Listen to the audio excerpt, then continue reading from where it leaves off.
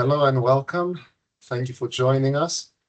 I am Petros Ximerakis. I am a strategic transport manager at Lewisham Council, and today we will be going through the Active Travel Strategy webinar. I will pop this on the screen, but we will also give some time for more people to join before we start.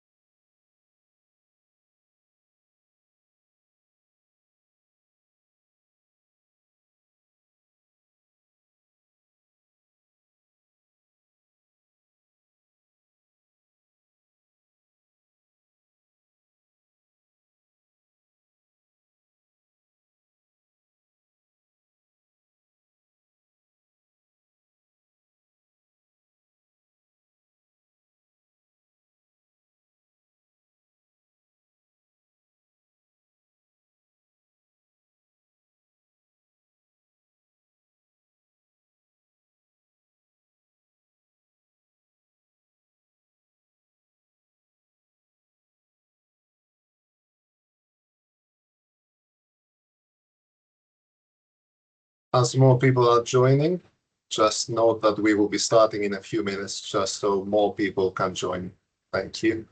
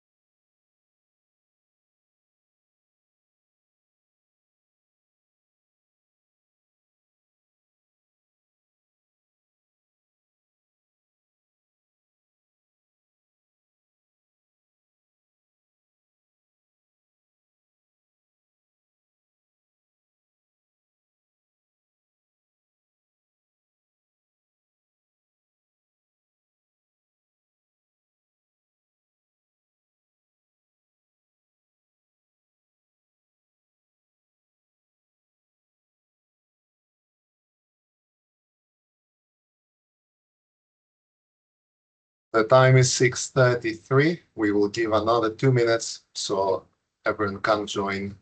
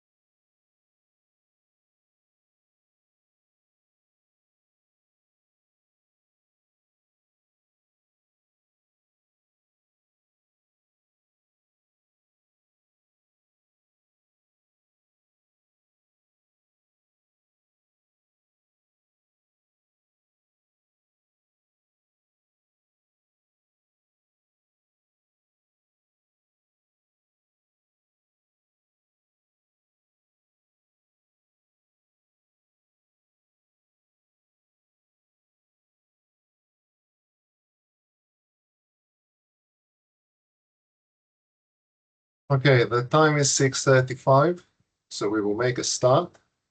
Welcome again, and thank you for joining us. just before we start, let's go through some points in terms of today's webinar.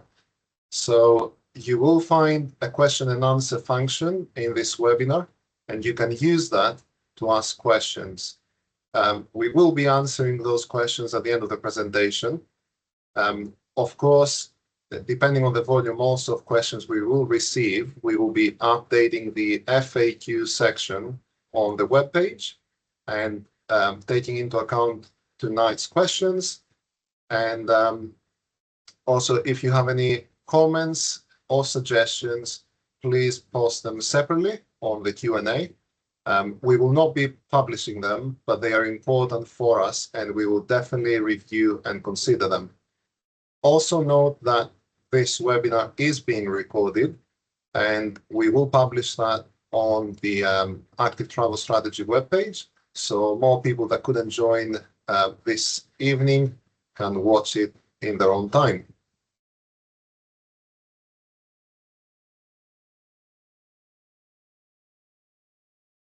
So tonight's webinar is, of course, on the Active Travel Strategy. My name is Petros Ximerakis, and I am the Strategic Transport Manager for Lewisham Council, and I will be walking you through this presentation. In terms of what we are trying to achieve with tonight's webinar, we will start with some definitions that will help you understand some particular words that are used in the strategy. We will then continue with explaining why we need, in general, active travel, but also why we need a strategy for it. We will go through how it was developed, show you what comes out of the strategy. Then we will discuss about what comes after the consultation, and of course, how we are going to be using the strategy in practice. Starting from the definitions. So what do we mean by active travel? Active travel is referring to all the journeys that are made with any means of transport that are people-powered. So effectively, what we are talking about is walking, scooting, wheeling, and cycling.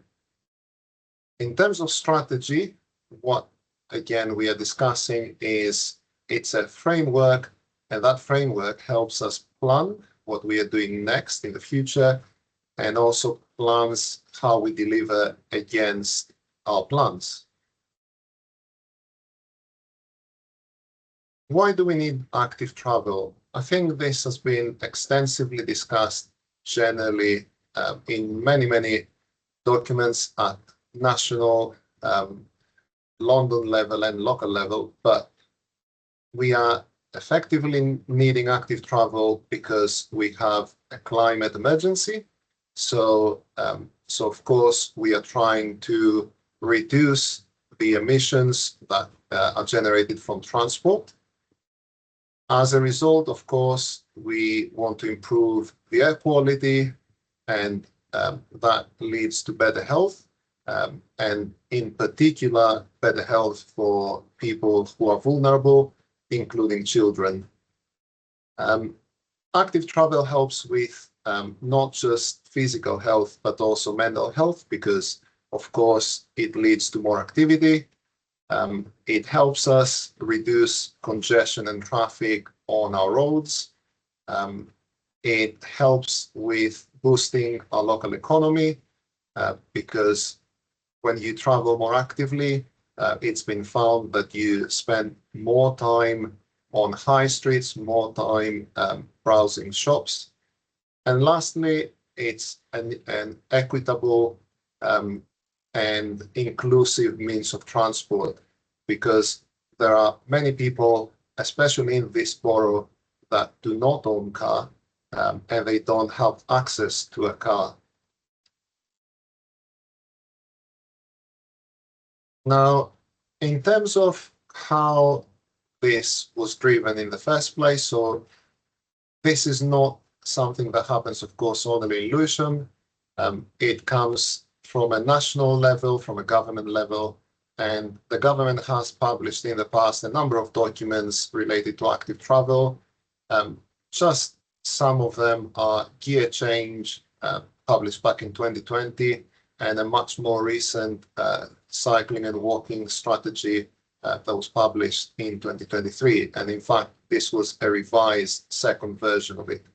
At London level, we've got of course, the Mayor's Transport Strategy and a number of other documents, again, related to walking, cycling, and generally making our streets healthier. And then at a Lewisham level, we have the corporate strategy, which sets out, of course, the corporate priorities, such as cleaner and greener. And out of that strategy, we have a number of documents that meet those strategic objectives. And some of them are the Climate Emergency Action Plan and the Air Quality Action Plan. And of course, specifically to transport, we have our Transport Strategy and Local Implementation Plan that was published in 2019. Now, I won't go through the details of the targets specifically for the Transport Strategy, but it's just worth showing you which ones they are and highlighting that there's a number of very obvious themes that relate to all those targets. Those themes are around road danger reduction, shifting our journeys to active travel, and particularly the school journeys, reducing motor traffic, improving air quality, and finally, boosting the use of public transport as well as its performance and reliability. From this transport strategy and its themes, we now have, as of 2022, we have a borough-wide road safety review, and that looks at the theme around road safety, of course, road danger reduction, if you like. We have a healthy neighborhood strategy, which is integrated in the transport strategy, and we are at the moment due a revision of it, an update. And of course, we have this active travel strategy. Now, in particular, why do we need an active travel strategy? There's a number of reasons. To start with, we had previously a cycle strategy that was published in 2017, but that preceded almost all of the current national London and Lewisham strategies and policies, and therefore it is outdated. Also, we had a cycle strategy, but we didn't have a strategy that focused on walking. As I mentioned, we are working on an update to the Healthy Neighborhood Strategy, and we have a number of new programs that have recently been in progress, and one of them being, for instance, Sustainable Streets. On top of all these, we had the pandemic, which of course changed everything we previously knew about needs when it comes to traveling and of course travel behaviors. As a result of all these, we wanted to have a document that's effectively a delivery plan that helps us plan what we will be doing over the next decade. And we wanted that to be integrated with all the current national London and Lewisham strategies and policies. We wanted that to be informed by data. We wanted that to provide us a priority of what we should be doing. And we wanted that document to also help us understand the funding requirements and therefore how much do these things cost. Our vision for active travel is to make it the first choice. So we want to make it so easy, safe, and accessible that people choose this over any other mode of transport. And in terms of why we want the strategy, in terms of how we will use it, it helps us deliver against the vision that I just mentioned. It gives us this roadmap. It helps us also make some plans in a longer term with longer periods. It also provides us with goals and targets to be able to measure against and understand how we are progressing against the strategy. And very importantly, it provides our sponsors, such as TfL, with the level of confidence and stability that they need in order to provide us with further funding.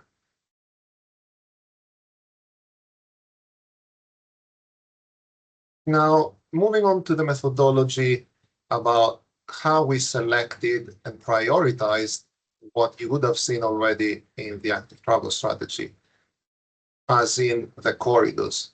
So we identified 36 corridors, and this happened through engagement with stakeholder groups and specifically a number of workshops that took place. This provided us with a kind of local knowledge and also the needs of our residents. And at the same time, we assessed key destinations, which of course lead to travel demands and generating more trips. And these are schools, they are key shopping areas, of course, transport interchanges such as railway stations, etc. And the proximity and accessibility to those destinations helped us, together with the stakeholder feedback, identify those 36 corridors. We then analyzed those corridors and we used a number of criteria. One of them is a tool that TfL has developed for cycling. We also looked, of course, at the walking element, and we gave a rating, red, amber, or green, depending on the conditions for people who walk. Also, we looked at what kind of interventions we might need to do at each of those corridors to make it safer, more attractive, etc., and effectively enable active travel on those corridors. And then, based on those types of interventions and the extent of them, we came up with a high-level pricing to understand what delivering each corridor would cost. The detailed criteria in terms of scoring those corridors and then ranking them in priority are shown on this table. It's just worth highlighting that safety is part of two of the criteria here, and they are both tools that have been developed by the Department for Transport, and they inform both walking and cycling. Also, we use a similar strategic analysis that was done by TfL. We focused on deprivations and how many of these households are deprived. We believe that these corridors will benefit. We looked at, of course, the cost side of things, but instead of just looking at pure cost, which would disproportionately affect the ranking, we looked at the cost against both the length of those corridors, but also the cost for each resident that we believe will benefit from those corridors. And we also looked at the journeys that will be improved, and finally, what might make those corridors harder to deliver in terms of risks. So what do they look like? You might have already seen in the strategy, there's a number of maps. One of these maps is the one on your screen right now, and this shows you all the corridors when we map them against what the Mayor's Transport Strategy considers as a good sort of rule of thumb about distance from those corridors, and that's a 400 meters distance. So you'll see in purple, these are effectively the areas within 400 meters from our corridors, and you can see that most of the borough is covered by those 400 meters isochrones in purple. Also, just worth showing you the ranking table. Of course, you can look at that into much more detail in the strategy document, as well as the other material that is available. Now, we talked about corridors quite a lot, but it's worth noting that corridors and generally infrastructure is not the only thing that will deliver our vision. We need to focus on behavior change. And that includes a lot of things around cycle training, of course, and that's for adults and children. It includes working with schools and helping them create some travel plans and deliver against those plans. And it includes events, road safety education, etc. Also, we need to think about the start and the end of the journeys. So we are looking at cycle parking and, of course, having some dockless cycles. Then crossing improvements, and those improvements are not just along those corridors, but also across the corridors. And they help us tackle issues where some roads are very difficult to cross. And tackling, of course, another problem that we have in Lewisham around footway parking, which obstructs pedestrians effectively and also impacts a lot on people with mobility impairments, wheelchair users, people with buggies, and so on.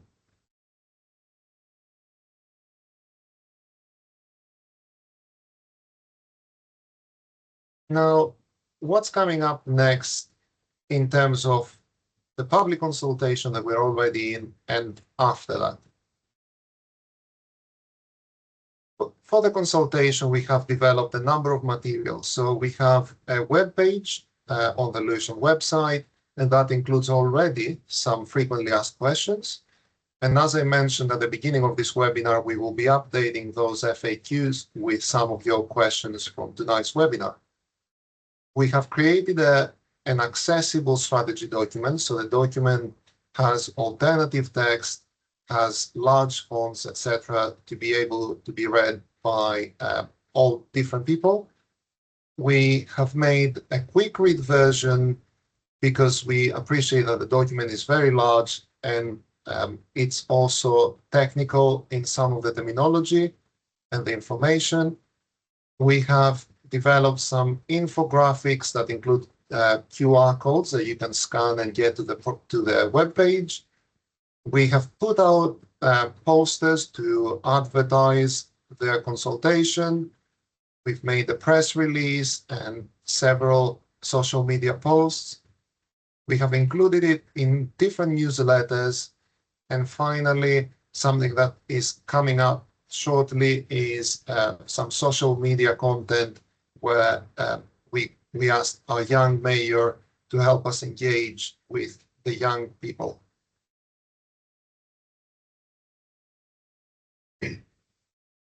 Now, how can you actually engage with this strategy? So there's a number of options. Of course, we would like you all to fill in our consultation survey, and you can find that both in online version on our website and in paper version if you prefer, and that's in the 3 of the libraries that we are hosting our drop-in sessions.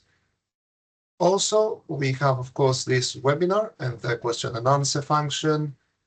There's an email address that you can contact us and ask further questions, and there's a phone line that you can call.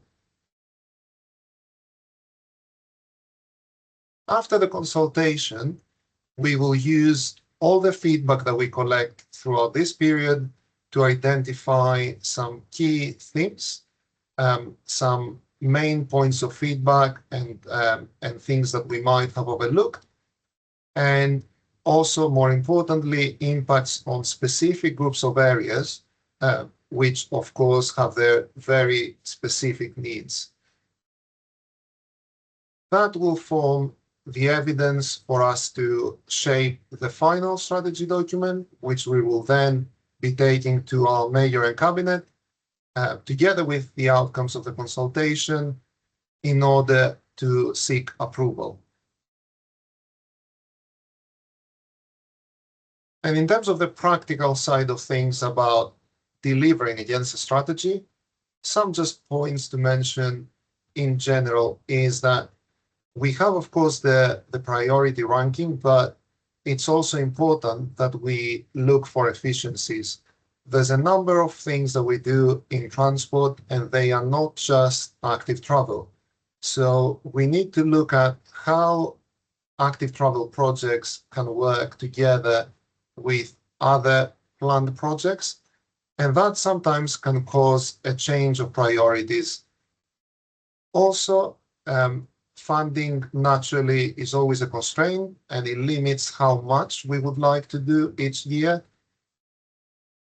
Of course, you would have noticed that many of those corridors are really long, and therefore we need to look at splitting them and delivering them piece by piece over a number of years, because this is what will make them easier to fund and of course, reduce the risk of delivery.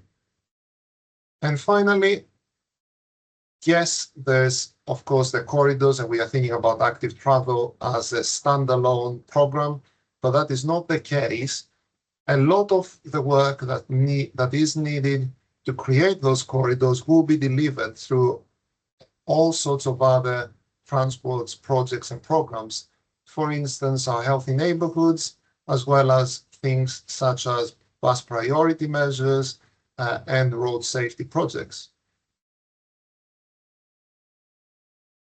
As for funding, we mentioned, of course, TfL's funding. This is one of the major funds that we secure on an annual basis, and we will also be using contributions from our developments, such as Section 106 and SIL, and we will also be making use of our active travel fund and other grants that might become available. And this brings me to the end of the presentation. Now we will look at some questions and try to answer them. Thank you.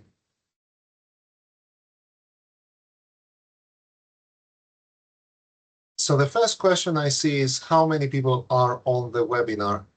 At the moment, what we can see, and I've noticed that it varied throughout the webinar, is that we have 4 attendees. Then another question I see is that the cycle strategy back in 2017 had at least 2 actions that were never delivered. And they relate, I see, to a public meeting and an annual progress report. This strategy, as I mentioned, of course, this is currently outdated. In terms of progress reporting, we are reporting on an annual basis to the Sustainable Development Select Committee, and this is a public report that everyone can access. And in terms of questions also that can be asked in a public forum, there's a number of committees and forums related to transport that the council is hosting, where you can ask questions and receive answers. Another question is about the fact that the strategy focuses on corridors and whether we would look at providing infrastructure in destinations. That's a very good point, and this is what I tried to cover towards the end of the presentation about this strategy not being just corridors. We need to think at the start and the end of the journey, and that's why the strategy refers a lot to cycle parking. We have various forms of it, such as residential cycle parking in the likes of cycle hangars, but we also have cycle hubs that we are looking at installing near stations. There's the Sheffield stands where people can park their bikes on some of the high streets, and we will of course be looking to increase the rollout of such measures. We discussed earlier about dockless bikes, and we have a program for delivering more parking bays for them. And there's also work that needs to be done in terms of coordination with public transport providers in order to be able to deliver some more infrastructure near stations, for instance, where we don't own the land.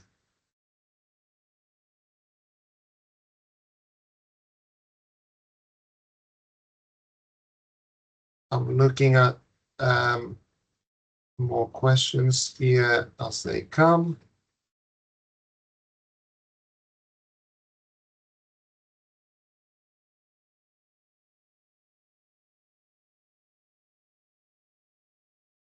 There's a question, sorry, there's a number of new questions that just popped, so I'm trying to keep up.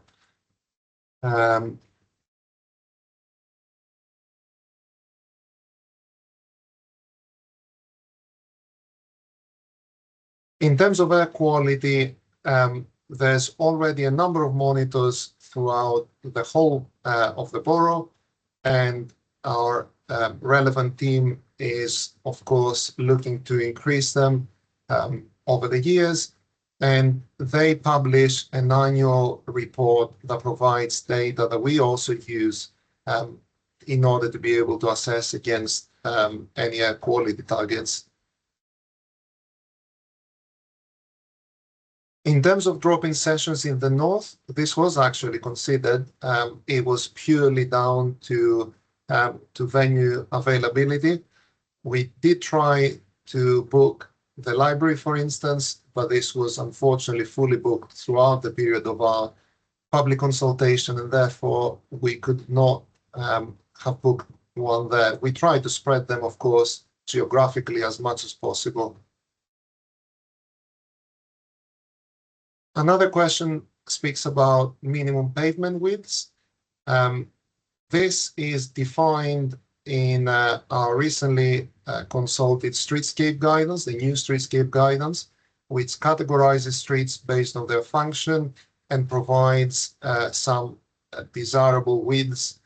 And we did use exactly that kind of information in order to for us to start looking at where we need to intervene when we looked at, of course, what type of interventions each corridor needed.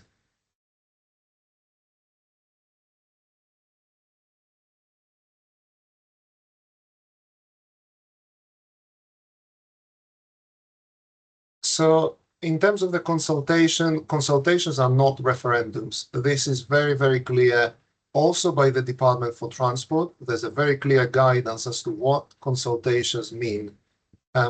It's one of the tools that we use to, of course, get resident feedback and understand the needs and adjust anything that needs to be adjusted. Of course, taking account the feedback, as exactly the question says, alongside the priorities and alongside the data that we use and all the other pieces of information in order to come up with a current draft strategy. In terms of whether the list would change, the list would only change in terms of priority if the corridors change. So if the corridors remain the same, they have been assessed, the criteria have been set, and we use those kind of criteria in order to rank the corridors.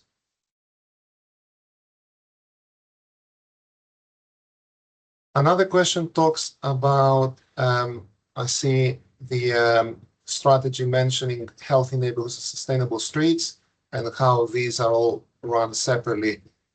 In reality, they are not run separately. We have to have different documents that interrelate to each other in order for each document to have a focus.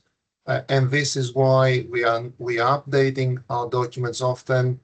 And when we look at, for instance, setting our forward pipeline of projects, we consider all the different documents, all the different priorities, and how they might work together, overlap, or not work together sometimes, and we need to shift the priorities that we mentioned. So that's why I mentioned earlier that, for instance, a typical example could be we could have some resurfacing operations happening along a very long part of a road, but at the same time, we might be planning to carry out a project such as a road safety project a year ahead of that resurfacing. And in that case, we might bring the resurfacing forward in order to deliver them together. Equally, anything else, including healthy neighborhoods and so on, we are trying to deliver them in integration as much as possible. Of course, that's not always possible because funding can sometimes alter the sequence of things.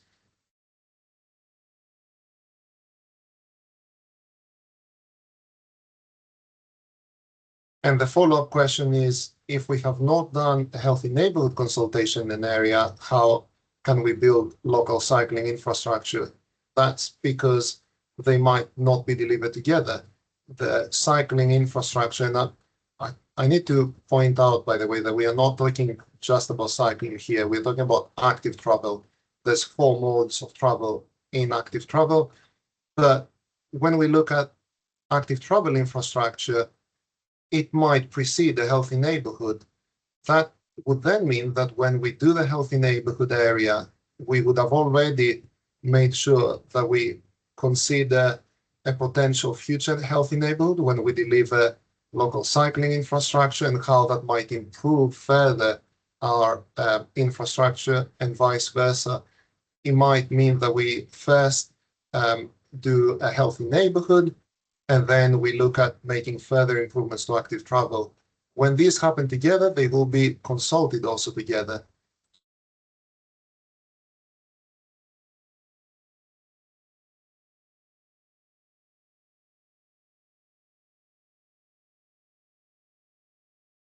There's a question about how quickly do we think it will be to implement, for instance, the top 5 active travel corridors.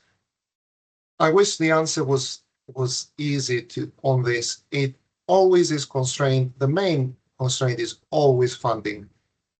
You would have seen, I suppose, looking through the costing of all those corridors, you would have seen that the amounts required are high. And therefore, sometimes some of these corridors might take 3, 4, 5 years to be delivered. It's highly dependent on funding. And naturally, as all London boroughs, a large proportion of our funding comes from TfL. Therefore, it's highly reliant on that funding. In terms of corridor priority list changing based on consultation feedback, that has been answered in the previous question. Whether we'll be consulting on locations of transport hubs and bike parking.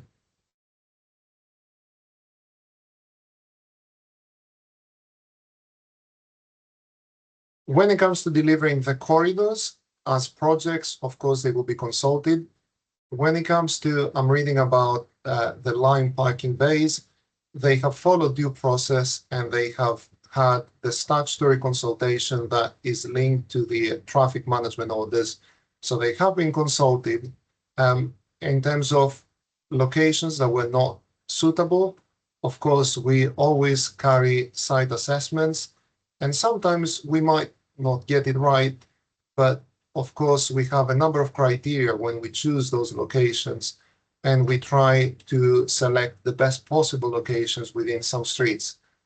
It's not always possible to find a location that is ideal for everyone's needs.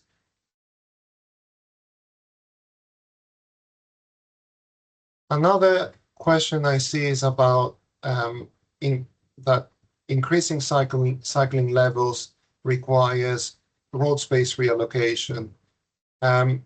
Of course, this is on the agenda. It is mentioned in our active travel strategy about reducing motor traffic. And at the same time, there's a number of other programs that also contribute to this kind of mode shift. In terms of best contact to liaise regarding the health enabled strategy, so the same methods that exist to reach out to our transport and highways are the ones that you need to be using to discuss the health enabled strategy. One of them, by the way, being the active travel mailbox that is also used for this consultation.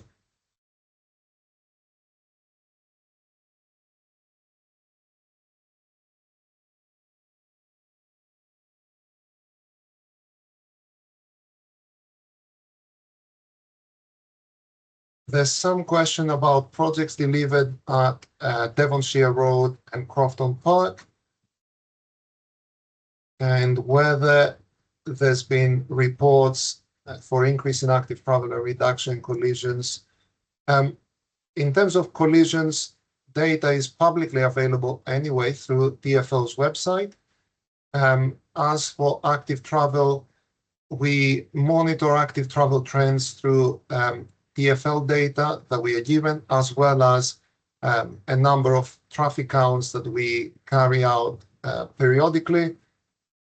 Whether there's been a specific report about those particular projects, I am not aware of reports having been published. But of course, we are reporting against trends in active travel and how collisions are reduced borough-wide on an annual level as part of our requirements for the local implementation plan.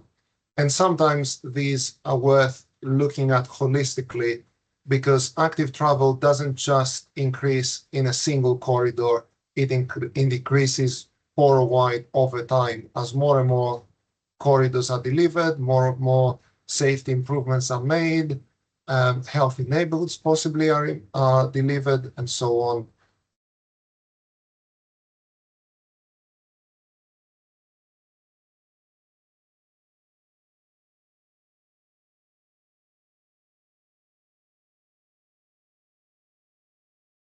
In terms of road resurfacing, the main driver for road resurfacing, of course, is the condition of roads and the projection of how that might deteriorate over the years. And there's a full analysis being done. The details of that are described in our Mayor and Cabinet report that gives approval to each year's capital program. Now, whether we look at it together with all the other things, the short answer is yes, we do. It's, as I mentioned earlier, it's not always easy to time these all together, because of course we might have a road that is in very poor state, but we cannot possibly get to the point where we deliver for instance, an active travel project within that time period that maintenance is necessary.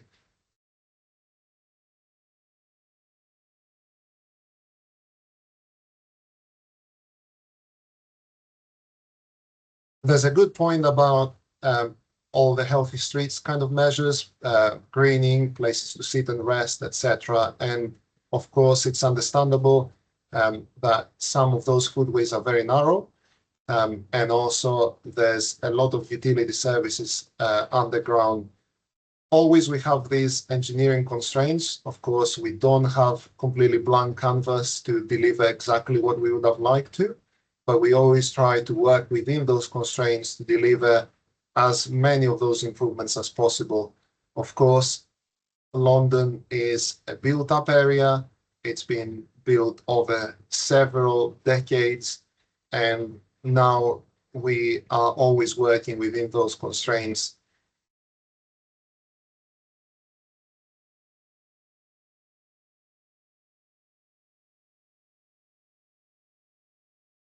In terms of spending, we always estimate the projects upfront, of course. Now, as you can imagine, these are all estimates, and it's very, very difficult, as with anything that is estimated, before you actually do further analysis, see at the site constraints, discover things. For instance, like the other attendee mentioned about utilities, it's very difficult to be able to have certainty for when we deliver those projects. Now, whether the monies are well spent, well, the main thing to think about is value and whether value is generated from all those projects. Now, it's, again, all these projects work together. So looking at value at an isolated way, just for a specific project, is not ideal. These things work all together and sometimes take generations to see those mold, those results. For instance, mold shift. It's the same in other countries where there's nowadays much more active travel. It didn't happen overnight, and the benefits were not realized until very far down the line.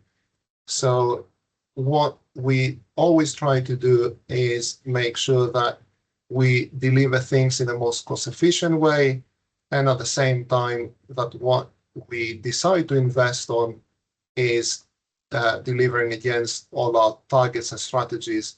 And we have sponsors that we report to, for instance, TfL, that also do a similar assessment in order to ensure that the funding they provide us goes to the right place.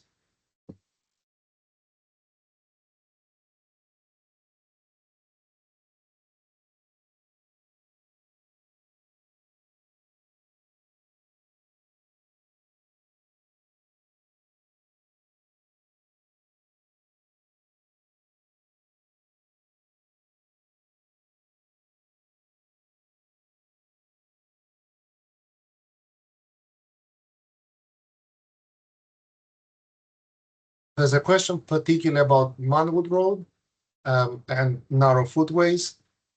Of course, depending on something I should have mentioned earlier as well, when we talk about corridors, there's a reason why we discussed corridors and not routes.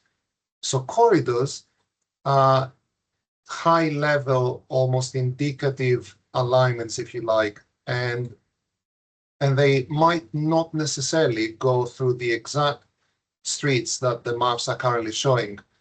So when it comes to Manwood Road, of course, if it is within one of these corridors when they become routes, then we would look to intervene and, if possible, widen those footways. Again, we have to think about all the other constraints, and several we mentioned earlier: utilities, other needs. Sometimes some streets are bus routes and we cannot possibly make them overly narrow. Some others have needs for emergency services and so on. But where possible, we will always be trying to improve active travel conditions. And this is not just through the active travel strategy, it's through all the work that we are doing. So when it comes to Manwood Road, if within the constraints that we will have there, obviously we need to assess it, but if we can widen the footways, then we would.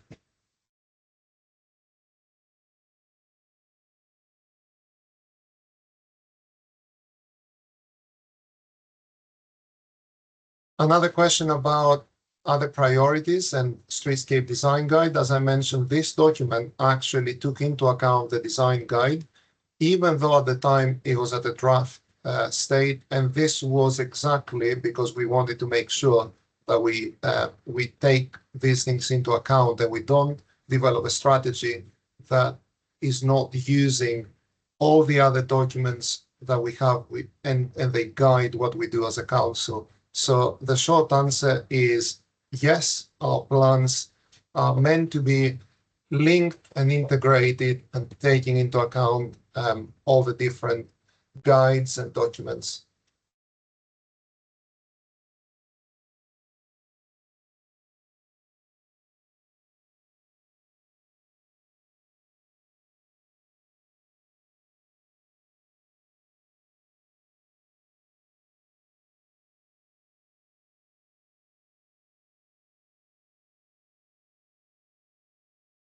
There's a question about cycling levels and where's the data available. As I mentioned, there's a report.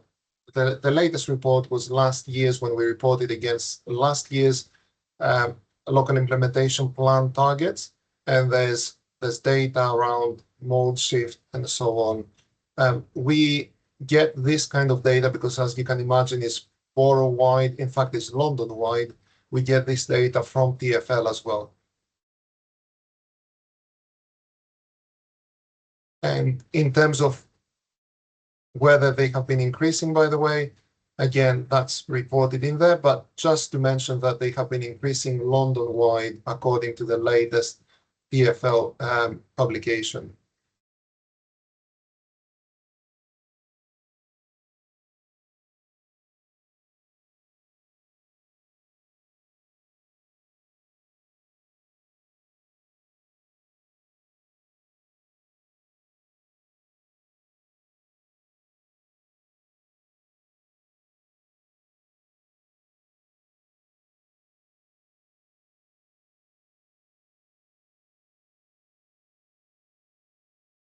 Okay, I think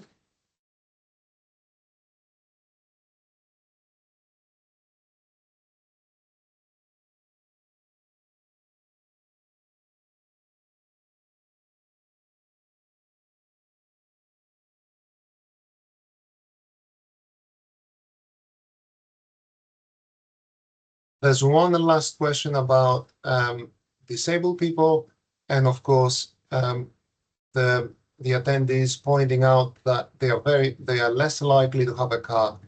So yes, effectively, active travel helps everyone. So for argument's sake, part of the strategy is about delivering better crossings. These would help people with mobility impairments. They would help people on wheelchairs, for instance, and so on. Part of those crossing improvements is things like tactile paving. Now, tactile paving helps people with sight impairments. We would be looking at things like wider footways and reduction in footway parking in order to create that space for people with disabilities. So there's a number of things that would help disabled people. And of course, the bit about less likely to have a car, this also relates to deprivation as well, where almost half of the borough doesn't actually have a car. And therefore, we need to be thinking about serving the needs of those people and making their journeys also better and easier and safer.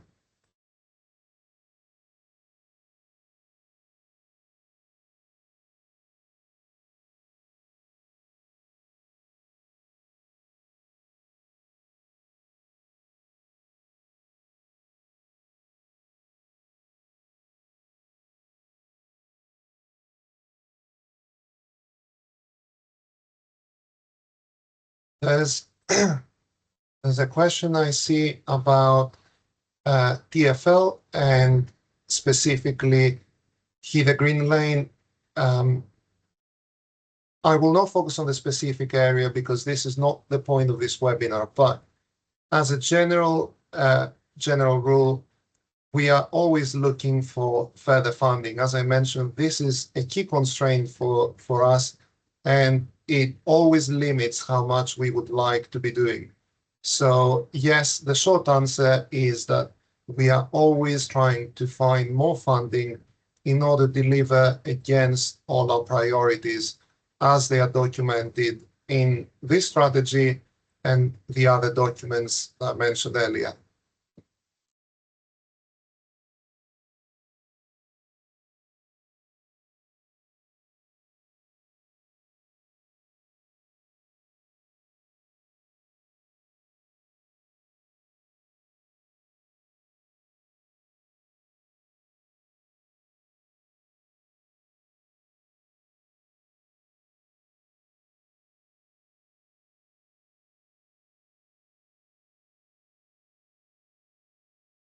Okay, I think that's pretty much it. I don't see any other at the moment question.